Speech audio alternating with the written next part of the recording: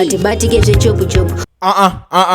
mazimbabweans I think it's high time yamunofana kurespecta mutumwa pomwazha. Ndiri kunzwa vanhu vakawanda kuti vamwazha vapinde denga, vamwazha. Guys, let me tell you something. Denga harisiri padheni pako ende rodhi yacho haiwanzodarika zvayo nepadzimba dzevanhu, ende ndonge denga racho futi ririko, because maybe at the end of the day takavharwa tese nyaya dzedenga, because hapana watiri kumboona kamboendako akadzoka, handiti mukuona. So nyaya iripo ini ndiri kuona zvekutaura nevanhu. Hanzi zvoni yazochengetwa ngirozi yababa iyi, ngirozi yairambidza vanhu kudya chingwa pamwe nekuona TV.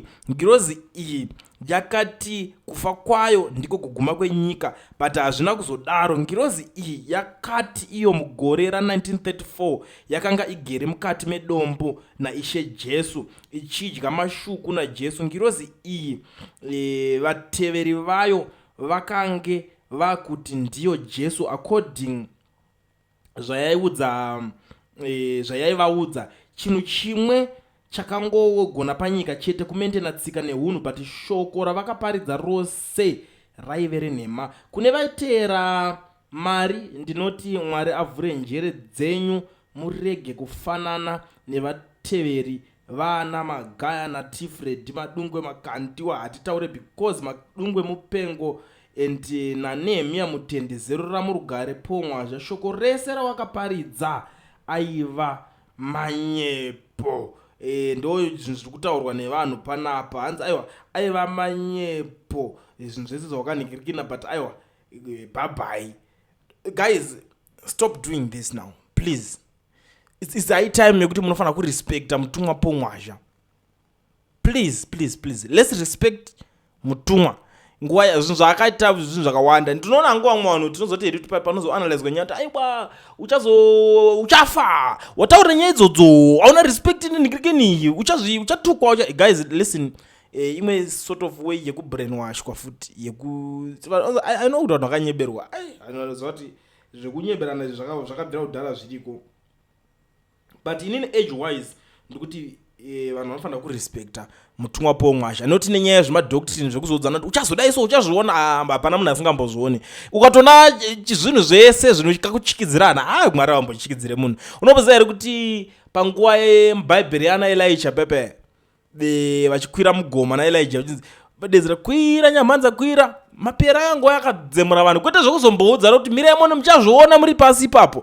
Ndo zvinoita kuMwari cheche. Kona Mwari vakutanga vachikidzirwa chiro nemunhu wese chizoti zvinenge zvakaita se zvinenge zvakangodhakwa zvinhu zvacho zvinenge zvichiitika. But inini I want to comment on the issue yekuti zvoni hanzi vanhu vainzi hamone TV hamudye chingwa. Handizozei nyaya yenguruve, but ariko futi machechi anoti nguruve hamudye because varida kuti nyama dzenyu dzirambe dziri dzitsvene, mwiri yenyu ive iri mutsvene.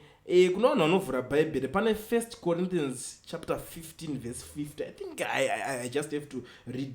Parikunzi, I declare to you brothers and sisters that flesh and blood cannot inherit the kingdom of God, nor does the perishable inherit the imperishable. Handiti muri kuibata nyaya yacho muchishona zviri kunzi zvoni. Ndinokutaurirai izvi hama dzangu zvokuti chakaitwa nenyama neropa hachikwanise kuwana umambo hwaMwari, uye chinofa hachigone kuwana kusafa.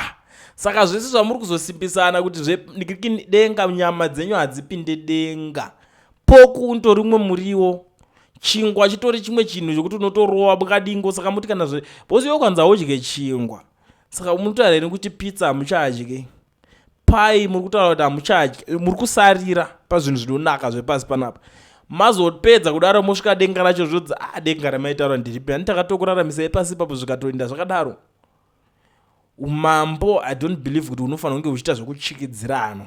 Nangu aminoti ye kundiparidza kozvindoziva kuti vamwe wenyu papa matondivhurira ziso makutoti mira tikudzidzise magwaro, mira tikuonese magwaro. Anoti iwo magwaro acho iwo ngaaponese iwewe auri kuziva iwayo. Inini I'm only against zvinhu zvokuti vanhu vanonzi usadye chakati nekuti chekudya ichi handifunga kuti chingazokutadzisa kupinda denga. Mwari iye anoti wadya nigirikini anenge ari too selective, ende Mwari wacho inini ndinoona kunge kana akadaro anegona kunge ari wiki wokuti anototi haakwanise kushandidzana newe kana uchiona TV.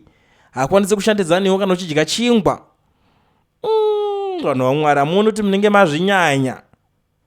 Aiwa, apa makomenzi enyu hasi kumada, ndinongokuudzai muri kwamuri koko. Comment section ndakatovhara. Kana zvizvo maionesana muchiti ndo zvinopinza denga, makakanganisirwa, makanyeberwa. Chinopinza denga mabasa, ende mabasa anopinza denga haasi mabasa ako, because mabasa ako unoita akafanana nemamvemve ane tsvina. Mabasa anopinza denga mabasa akaitwa naKristu wacho pamuchinjikwa, ndiwo mabasa isusu atakanzwa anopinza denga, kwete mabasa enyu amuri kuita ikokoko, nekuti chamuri kufunga kuti muri kuita utsvene chacho. Shame. Bye bye. Bitterness chero makazvimba muriko. Kulian TV, Team VAT. Asi vanhu vachishamsika.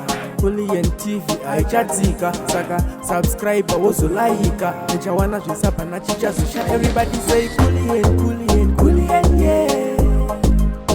Information need brilliant, brilliant, brilliant, yeah. Everybody say Kulian.